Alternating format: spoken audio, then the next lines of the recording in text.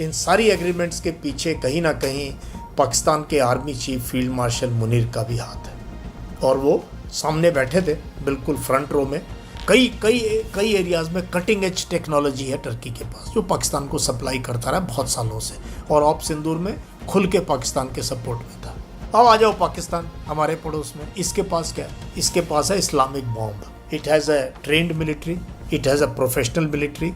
उसके पास एक है मिलिट्री है पूरी की पूरी, आर्मी नेवी एयरफोर्स एंड जो कि यूएस के साथ भी ट्रेनिंग करते हैं, दुनिया भर के उसका ट्रेनिंग करते हैं। ये सिक्योरिटी और बैलेंसिंग डायलेमा हो रहा है हमारे लिए।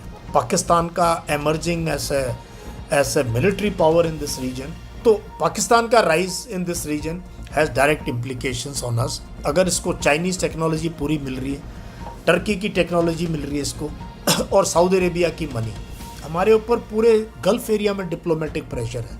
पाकिस्तान इस एरिया में अपनी पोजीशन लीवरेज कर सकता है, इन देशों को कश्मीर मुद्दे पर अपने साथ लेके आ सकता है। ये जो एग्रीमेंट है इसमें हमें जो बहुत ज़्यादा अलर्ट रहने की ज़रूरत है। पाकिस्तान जो एक न्यूक्लियर कंट्री है, उसका न्यूक्लियर अम्ब्रेला को मुस्लिम वर्ल्ड में और इस प्रकार से जो है करना हमारे लिए बहुत ज़्यादा चिंता का विषय है। वी शुड स्टडी दिस कि हाउ पाकिस्तान कैसे एमर्ज कर रहा है इस रीजन के अंदर। और ये पिछले 1 साल में हमें देखना चाहिए क्या हमने हल्के में छोड़ दिया पाकिस्तान को। इसमें पाकिस्तान के लिए बेनिफिट ही बेनिफिट है। एक तरफ चाइनीज़ टेक्नोलॉजी, एक तरफ टर्की की टेक्नोलॉजी प्लस अमेरिकन टेक्नोलॉजी, इसमें विन विन सिचुएशन अगर किसी की है तो पाकिस्तान। बड़ा फैसिनेटिंग टाइम इट इज़, है ना। किसी ने सोचा था कि ये जब लड़ाई शुरू हुई थी यूएस और Israel combination attacking Iran on 28 फरवरी कि कुछ महीनों के बाद आप इस प्रकार का एक अलायंस देखेंगे जिसको दुनिया कह रही है सुन्नी नेटो। जी हाँ, या इस्लामिक नेटो, दोनों शब्द इस्तेमाल हो रहे हैं। तो एक कमाल हुआ 7 तारीख को ऐतिहासिक नगरी मक्का में, जब सऊदी अरेबिया, टर्की और तुर्की की, जब हम टर्की कहेंगे बढ़िया रहता है, ईजी हमारे लिए। तो सऊदी अरेबिया, टर्की और पाकिस्तान ने एक एग्रीमेंट साइन की जिसको कि हम आज डिस्कस करेंगे। इससे पहले पाकिस्तान सऊदी अरेबिया के साथ एक ऐसी एग्रीमेंट कर चुका है। और मज़े की बात क्या है, इन सारी एग्रीमेंट्स के पीछे कहीं ना कहीं पाकिस्तान के army chief field marshal Munir का भी हाथ है, और वो सामने बैठे थे बिल्कुल फ्रंट रो में जब ये एग्रीमेंट उनके प्राइम मिनिस्टर साइन कर रहे थे। और उसके बाद क्राउन प्रिंस ने उनको बुलाया तस्वीर खींचने के लिए। अगर आप वीडियो ध्यान से देखो, फील्ड मार्शल बिल्कुल आगे थे। तो पाकिस्तान का रोल इस पूरी चीज़ के अंदर, और तुर्की का रोल, टर्की का रोल और सऊदी अरेबिया का रोल। और इस वक्त क्यों जबकि यूएस और ईरान बातचीत कर रहे हैं। यूएस इस लड़ाई को हार चुका है और निकलने के चक्कर में है पूरे के पूरे वेस्ट एशिया से। इजराइल की इतनी बुरी हालत कभी नहीं थी जो आज है। इजराइल की इतनी बुरी हालत कभी नहीं थी जो आज है। नेतन्याहू इलेक्शन हारने के कगार पे है, उसको अपनी कुर्सी जाते हुए नज़र आ रही है, जेल भी जा सकता है करप्शन के लिए। और जो उनकी सपोर्ट बेस थी इजराइल की यूएस में और यूरोप में, वो जो है धीरे धीरे ख़त्म हो रही है। सो बड़ा world is going through a very very difficult phase, है ना। और उसके बीच में ये एग्रीमेंट क्या है और इसका क्या मतलब है, एंड बाद में भारत के ऊपर इसके क्या इम्प्लीकेशंस हो सकते हैं। सबसे पहले सुन्नी नेटो का क्या मतलब है। ये तीनों देश जो इस एग्रीमेंट में शामिल हैं वो सुन्नी मेजॉरिटी स्टेट है, इसलिए सुन्नी नेटो कहा जा रहा है। नेटो इसलिए कहा जा रहा है, इसके अंदर एक प्रोविज़न है, इसके अंदर जो यूं का यूं नेटो के चार्टर से लिया गया है। वो क्या है, attack on another has to be treated as attack on self. कि अगर किसी भी देश पे कोई अटैक होता है वो ऐसा लगेगा जैसे मेरे ऊपर अटैक हुआ, तो हम एक दूसरे को सपोर्ट करेंगे। जो कि नेटो का ये प्रोविज़न है, नेटो का आर्टिकल है 5, आर्टिकल 5, वो ये कहता है an armed attack against one of the 3 state shall be regarded as an attack against them all. तो ये इसलिए सुन्नी क्योंकि तीनों सुन्नी कंट्री हैं, नेटो क्योंकि नेटो का ये यूं क्लॉज उन्होंने उठा के इसके अंदर डाल दिया है, तो इसलिए इसको सुन्नी नेटो कहते हैं। सऊदी अरेबिया कह रहा है नहीं, ये सुन्नी नहीं है, ये इस्लामिक है, रीजनल है। पाकिस्तान ने भी क्लैरिफिकेशन इशू किया कि ये जो है ये इस्लामिक कंट्रीज़ को इकट्ठा करने के लिए एक मिलिट्री अलायंस है, ये सुन्नी अलायंस नहीं है। तो ये है क्योंकि मुस्लिम वर्ल्ड बटा हुआ है शिया और सुन्नी के बीच में। ये 3 देशों के बारे में थोड़ा बता दूं आपको, फिर डिटेल में बताऊंगा। सऊदी अरेबिया बीच में बैठा हुआ था, एग्रीमेंट उसने कराई, मक्का में करी एग्रीमेंट, जो कि सुन्नी इस्लाम का सबसे बड़ा तीर्थ स्थान है, सबसे बड़ी स्पिरिचुअल जगह है। ये for any Sunni Muslim this is the highest spiritual place, Mecca. वहाँ लोग हज पे जाते हैं, उमरा के लिए जाते हैं पूरे दुनिया भर से।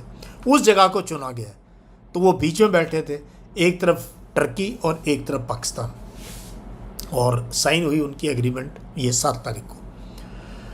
तो इस एग्रीमेंट में सऊदी अरेबिया के पास, आपको पता है क्या है, सऊदी अरेबिया के पास मनी पावर है। Saudi Arabia is a very rich country, बहुत पैसा उनके पास, और बहुत बड़ा एक पेट्रोलियम और पेट्रोलियम प्रोडक्ट्स एक्सपोर्ट करने वाली पावर है। लेकिन मिलिट्री पावर यूएस की छत्र छाया में था।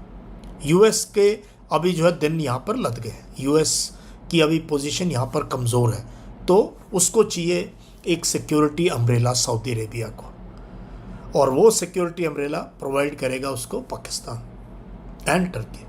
तो सऊदी अरेबिया बड़ा क्लियर है, भाई मेरे पास है पैसे, मेरे पास है तेल, मेरे पास ये 2 चीज़ें हैं, एंड रीजन में सबसे रिच कंट्री है वहाँ पे। तो उन्होंने ये एग्रीमेंट करी है। टर्की का क्या है, टर्की एक नेटो का मेंबर है। पहली बात तो टर्की एक नेटो का मेंबर है, यूएस लेड नेटो का मेंबर है टर्की। और टर्की के पास क्या, टर्की एक टेक्नोलॉजिकल पावर हाउस है टर्की। ये ख़ास तौर पे ड्रोन बनाने में, एविएशन में, इलेक्ट्रॉनिक वॉरफेयर में, और इसका जो ऑलरेडी एक्सपीरियंस है, ये नेटो का मेंबर है, नेटो के एक्सरसाइज करते हैं, तो इसके पास नेटो का बैगेज है, नेटो की ट्रेनिंग है तुर्की के पास। और आपको पता ही है अब जो कई एरियाज़ में कटिंग एज टेक्नोलॉजी है टर्की के पास, जो पाकिस्तान को सप्लाई करता रहा बहुत सालों से, और ऑप सिंदूर में खुल के पाकिस्तान के सपोर्ट में था।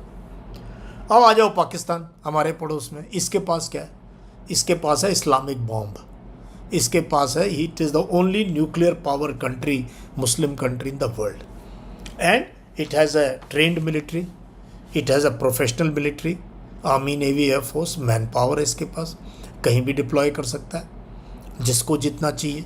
और सऊदी अरेबिया में तो बहुत, दे हैव ऑलवेज, अभी पता नहीं कितने ट्रूप्स हैं, बट एक ब्रिगेड साइज फोर्स, कभी इंजीनियर्स, ये वो लगा के रखा है इन्होंने, इनको देते रहे ये मदद। तो इसके पास मैन पावर है, बंदे हैं काम करने वाले, और एक मिलिट्री का स्ट्रक्चर और एक न्यूक्लियर पावर है। टर्की के पास टेक्नोलॉजी है, और नेटो का मेंबर है, यूरोप के पास है, एंड सऊदी अरेबिया के पास पैसा है। तो अभी आप, I hope you understood in तीनों का क्या स्ट्रक्चर है। ऐसे टाइम पे ये एग्रीमेंट हुई है जब यूएस वेस्ट एशिया की लड़ाई हार चुका है, इजराइल तड़प रहा है, इजराइल को समझ नहीं आ रहा क्या कर रहे हैं, losing base, and US is shifting it's focus. US ने यहाँ अपने हाथ जला लिए, और अब बेसेस यहाँ से करेगा खाली धीरे धीरे अपनी प्रेजेंस यहाँ पे, बिकॉज इट हैज़ रियलाइज्ड कि ये जगह उसके लिए है नहीं। तो US will shift focus to China and Indo Pacific. US उस तरफ ध्यान देगा, अभी यहाँ की मार पड़ने के बाद वहाँ जाएगा, तो यूएस का फोकस वहाँ शिफ्ट होगा। तो यहाँ पर जो है एक फोर्स की ज़रूरत है, जो कि इन्होंने इन 3 कंट्रीज़ ने मिलके जो है बनाने की कोशिश की है। एंड पाकिस्तान आपको पता ही है, there is a vacuum, security vacuum, जिसको ये एग्रीमेंट फिल कर रही है। तो मैंने बता दिया अभी तीनों को एक बार दोबारा। Pakistan only nuclear powered Muslim country, struggling economy का बुरा हाल, बट उसके पास एक है मिलिट्री है पूरी की पूरी, army, navy, air force and professor, जो कि यूएस के साथ भी ट्रेनिंग करते हैं, दुनिया भर के उसके साथ ट्रेनिंग करते हैं, और चाइना के बहुत क्लोज है। तो ये है पाकिस्तान की पोजीशन।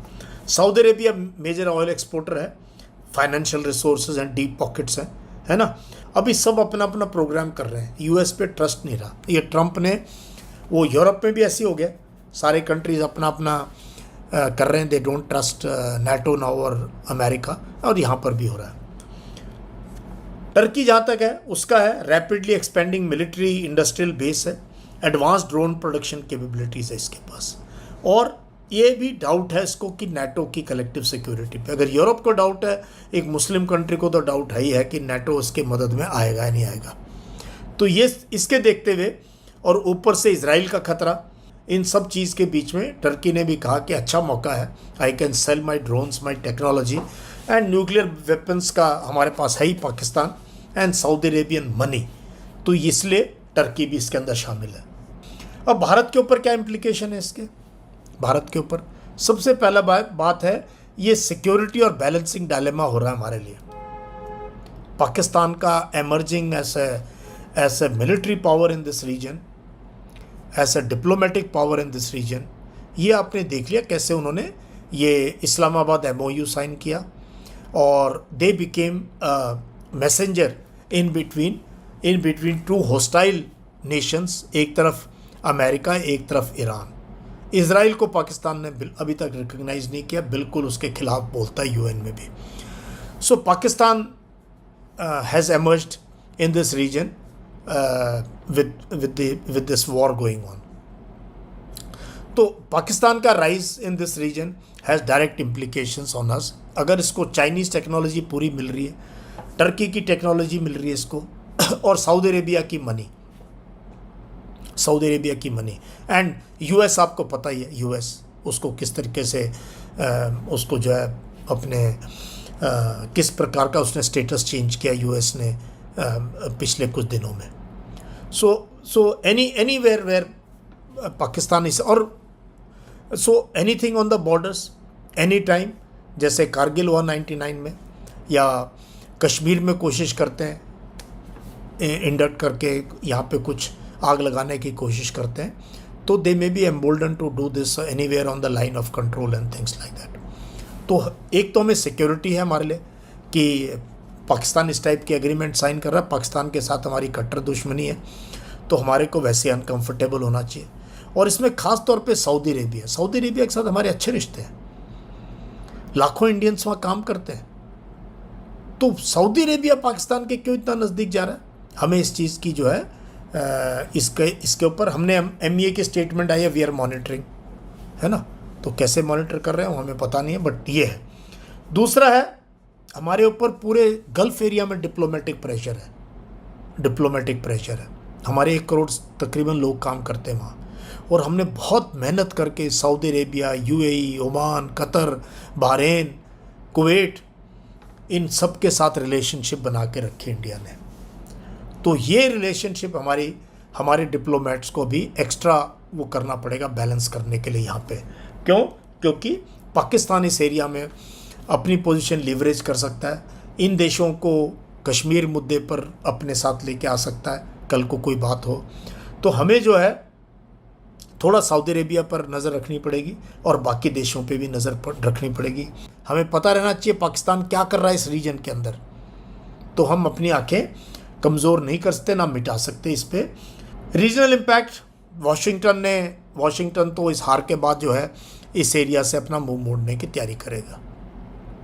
तो ऐसे में China is supporting Pakistan. China के सऊदी के साथ बड़े अच्छे रिलेशंस हैं, और भी कई कंट्रीज़ के साथ हैं। तो ऐसे में हमारे लिए ये जो एग्रीमेंट है, इसमें हमें जो बहुत ज़्यादा अलर्ट रहने की ज़रूरत है, और इन कंट्रीज़ के साथ हर लेवल पे हमें बातचीत अपनी जारी रखनी चाहिए। We should be very very sensitive to what is happening है। चाइना का जहाँ तक सवाल है, मुझे लगता है चाइना ने कहीं ना कहीं इस चीज़ को बैकग्राउंड में इसको ओके किया है, तभी हुआ है। पाकिस्तान कोई काम नहीं करेगा जब तक चाइना उसको बोलेगा नहीं। So probably China is aware of this, and China के सऊदी के साथ बड़े अच्छे रिलेशनशिप हैं, पाकिस्तान के साथ तो खैर बहुत ही गहरी वो है। तो आई थिंक चाइना भी सोच रहा है कि ये अगर ऐसा ऑर्गेनाइजेशन बनता है, मुस्लिम इस्लामिक ऑर्गेनाइजेशन, ये US को कहीं ना कहीं वीक करेगा वो उस रीजन में। एंड एनीवेयर कहीं US वीक होता है, चाइना के लिए बेटर, रशिया के लिए बेटर है। वैसे ही वो दोनों totally in support of Iran है इस लड़ाई में।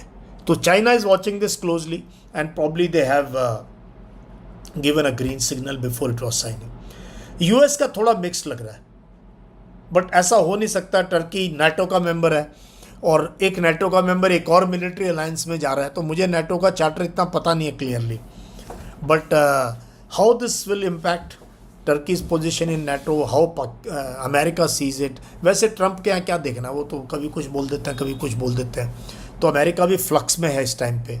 सो मुझे लग रहा है they will accommodate this agreement and कहीं ना कहीं उनसे पूछे बिना भी सऊदी अरेबिया और पाकिस्तान करेंगे नहीं है, तो कहीं ना कहीं उनकी भी एग्रीमेंट है, उनकी अलग रीजंस के लिए, चाइना की अलग रीजंस के लिए, चाइना की अलग रीजंस के लिए।